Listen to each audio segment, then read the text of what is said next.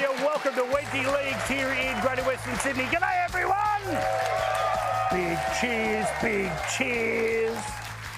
Thank you very much for having us. We have got a great show for you this evening. As you know, we love to celebrate all parts of Australia, and Greater Western Sydney is a city in and of itself, a town in and of itself. We'll be celebrating that tonight. Lots of fun things, everything from race cars to aqua golf. We're going to go and have a look at the brand new Western Sydney Airport. We'll have a chat to a couple of our favourite local politicians and so much to celebrate, including the place that I went to uni way back when. Yes, it was a century before this one.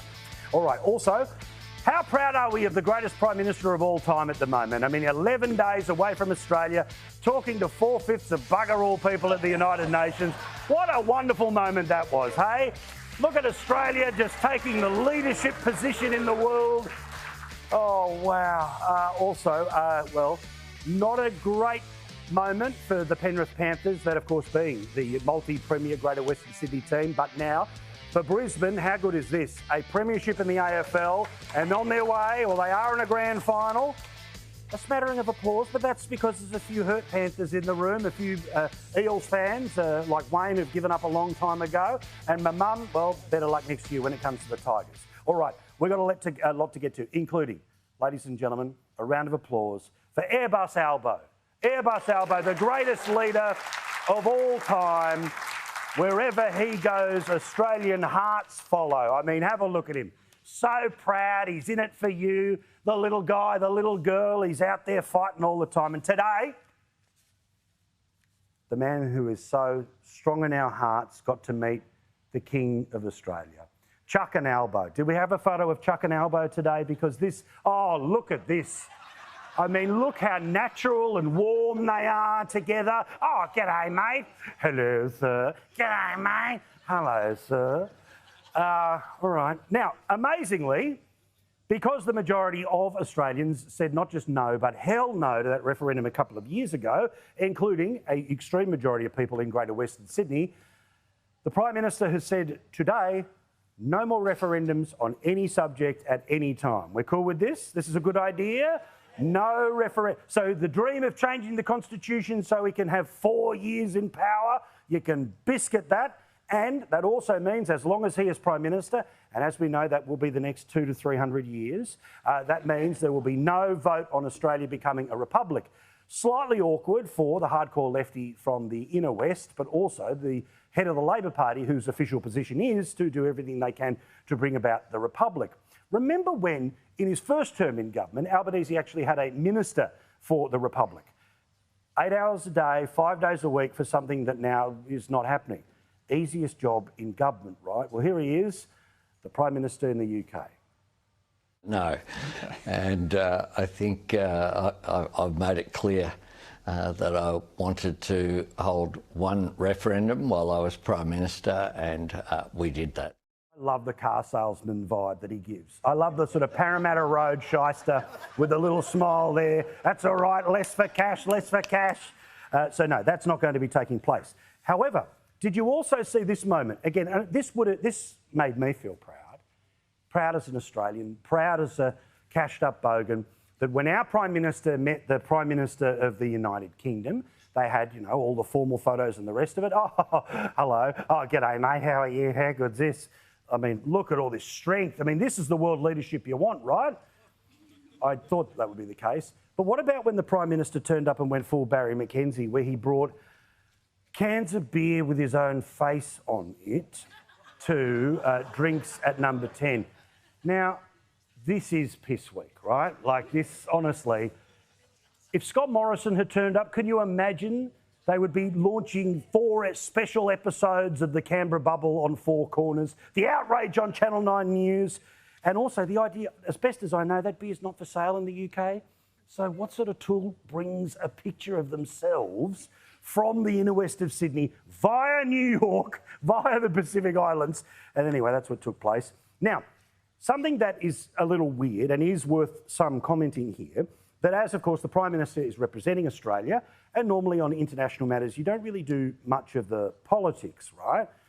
Well, he decided, in amongst all of the things that have taken place, including just the show-stopping performance at the United Nations, he got together with the Prime Minister of Canada and the Prime Minister of the United Kingdom to basically form sort of an alliance of lefty politicians who believe that the greatest threat towards all of our democracies are politicians like Donald Trump and Nigel Farage. This, in part, is what they had to say, and imagine the type of politicians they are going after. And, of course, that means anyone who doesn't believe what they believe, or further to the left, is part of the populist problem. Roll the tape.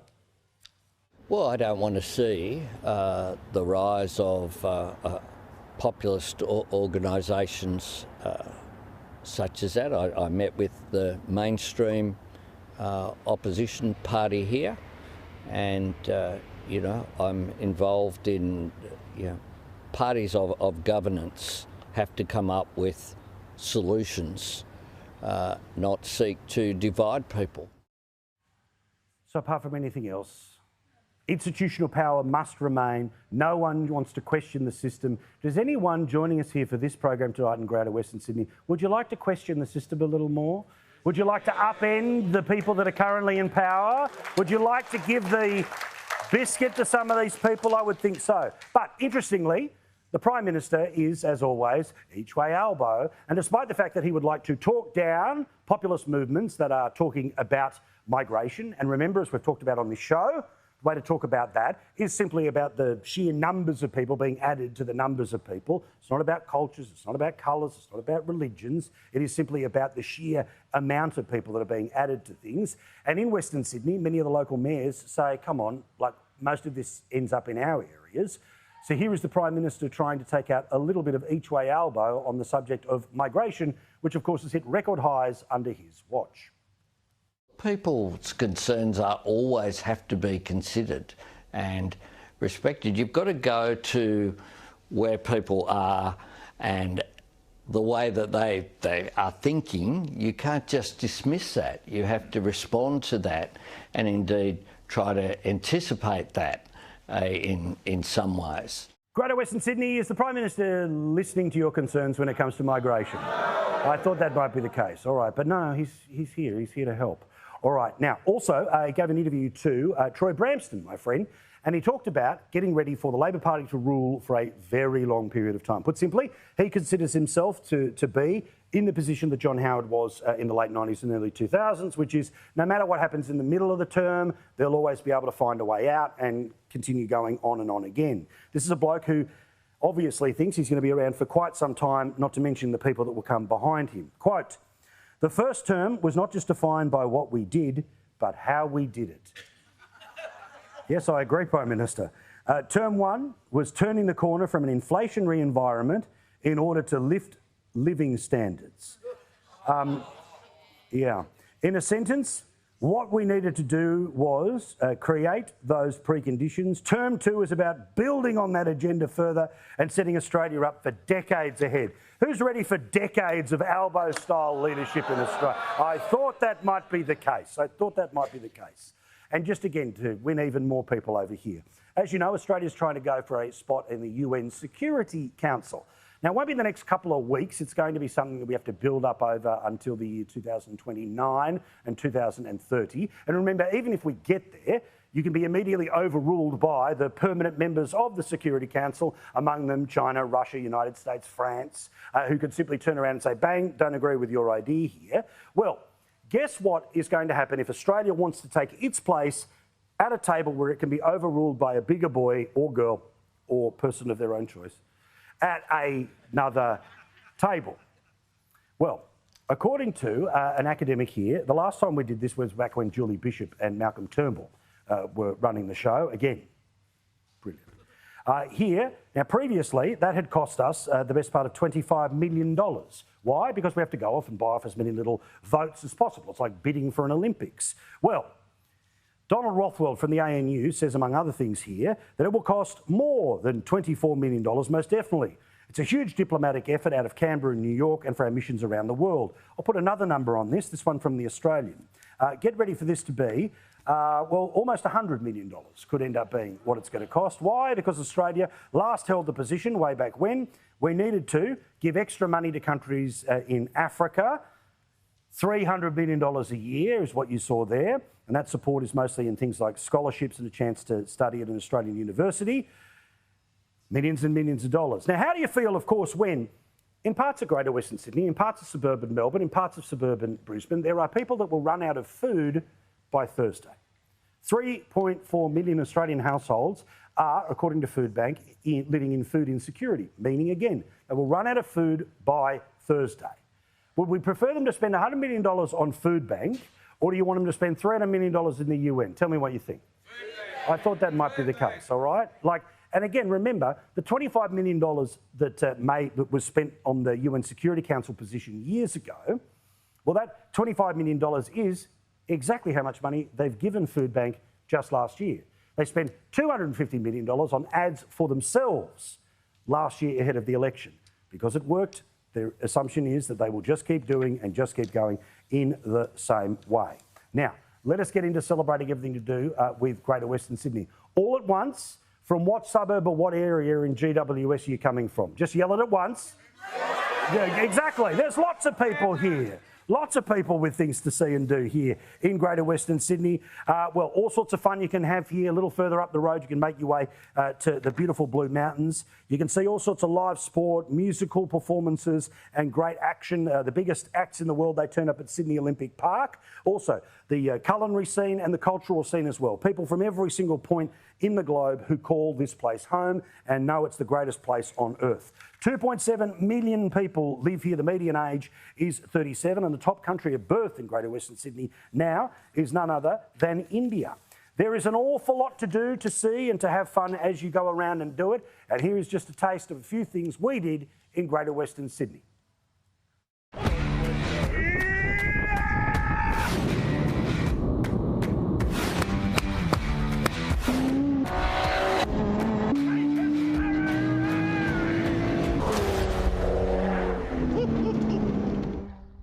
If you thought Harry's Cafe de Wheels was just something they have in Woolloomooloo and they have since the 40s, nah, it's also here in Western Sydney. It's the starting point of what is going to be a great day. How many things can you do in one day? Well, firstly, you can have a hot dog, but officially, let's go skydiving inside.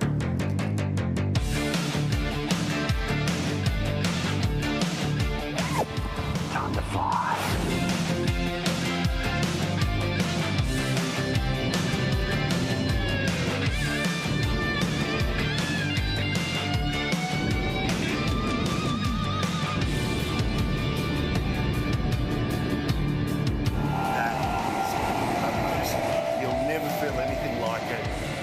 Once in a lifetime stuff. I think you can do as many times as you want. It's awesome.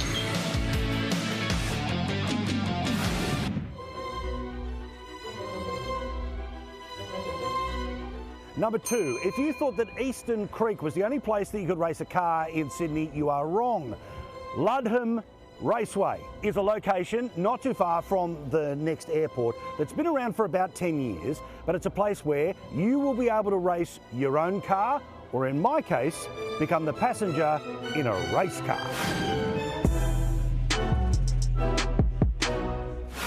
The man who is going to take us around this track is none other than Harry. Harry, tell us about this lovely business that you've put in place and the experience we're about to have. I'm very excited for the experience. We're an advanced driver training business specialising in that, but we've also got the Lotus, which we lease out and we do these really cool experiences in.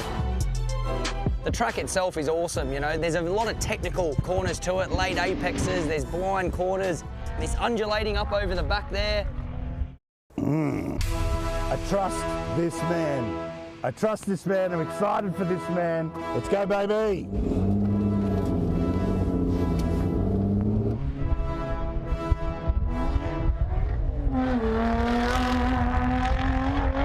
Ah, fabulous! Have a look at Harry. This is why he loves to ride. How good is it? You've got to do this. Number 3 for today. It is time to play some golf, but not just golf driving range. Let us do aqua golf at Panthers.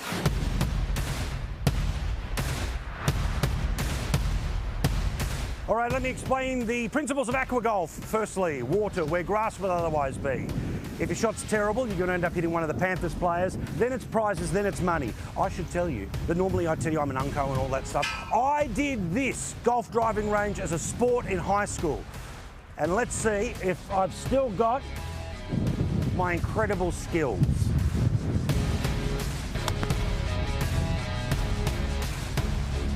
I don't know where that went.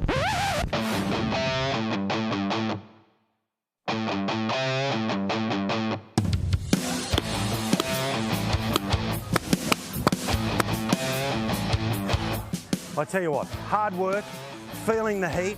Thankfully in Western Sydney, you can go for a special type of swim.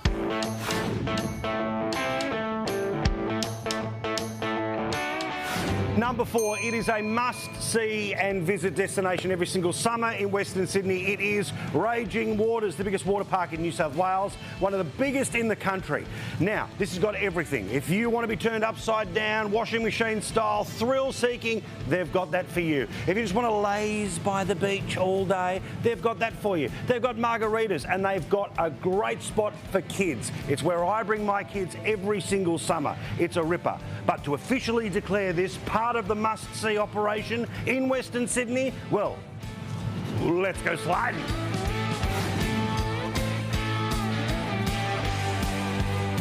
First stop in our aquatic adventure, the Curler. Oh no, what is this? This is just a giant toilet.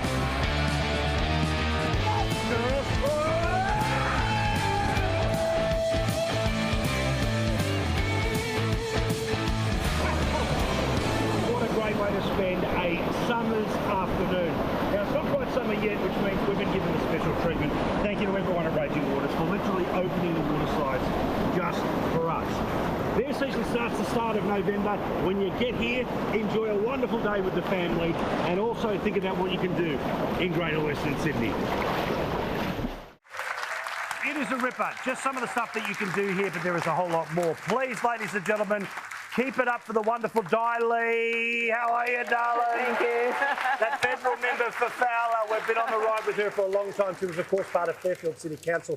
And you were just saying before, today, massive day in Fairfield. What, 90,000 people? Yeah, over 90,000 people. We marked the Moon Festival today. So it's been all day. So I just literally finished, got home, got changed to come here. Thank you. We saw the fireworks before above Yes. Wenty Leaks. It was huge. Yes, yes. No, it's a very, very big day today. Yeah. Now, your experience, of course, well known to everyone watching the show, but you are, to me, one of the perfect examples of the representation of Western Sydney, right? Your story is everywhere from the refugee story all the way through to knocking over the Labor Party and, even more importantly, being re-elected into the federal parliament, right? Yes.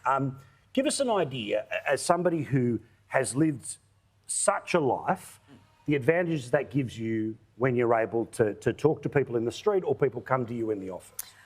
Look, I think from my perspective, it's being the grassroots level, understanding people's issues and just fighting for the community at the moment. And since my election, I have spoken about cost of living, our energy bills, the rising cost of insurance in my first term, and I continue to talk about and small business as well. So I'm very much in touch with what the community needs, and I will continue to do that. And through many of my Bring Your Bill Day, which is a forum that I organise for my community, there's one coming up in October, to educate the people about the bills, how to read your bills, but also to educate them about what support they can get through either council or through Service New South Wales, some of the rebates that seniors, elderly, people from non-English speaking backgrounds, they're not aware. So these are the things that I do to ensure to stay connected to the ground. Not talking about big things. I know big things are important, but what's important is the focus on Fowler and the community and working with the local government, with the Mayor, Frank Carbone, ensuring that we deliver for our community at a local level. But again, what I see from afar, people may know more personally that are with us and certainly watching tonight, right, is that you will go into Parliament And when everyone else again is, should we recognise this, should we do that, you're going to say, OK, about insurance, Prime Minister. Yeah. Those have gone up by 15%, and you can sort of notice the collective pucker that happens when somebody says, no, I'm going to ask you about our country, right, about what we want here. Yeah. Now, also, for the story of Greater Western Sydney, there's the nightly news, there's times when, say, again, like any of the places that we visit, when sometimes it's a bad news story and that's the only time the cameras are going to turn up. But the multifaceted businesses and cultures, but that business and that small business is really driving in this area, isn't it? Oh, absolutely. Small business is the backbone of our economy. It is the engine, not just for Fowler, but I believe across the country.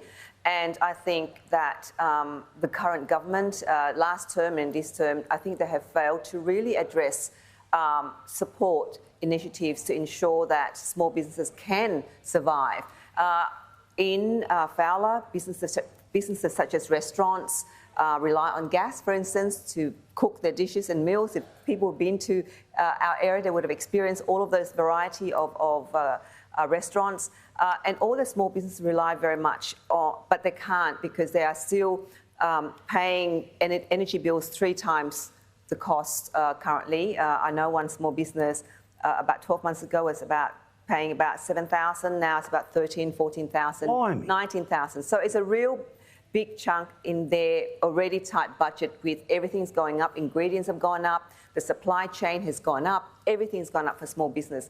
So I think that it's so important that the government of the day need to really think about what support and initiatives they can help, tax breaks to help small businesses in order for them to really survive in this very, very difficult and challenging economic climate. Well, said it before, say it again. I love you, Di Lee. You're the best. Thank you, darling. Thank you She so was much. awesome.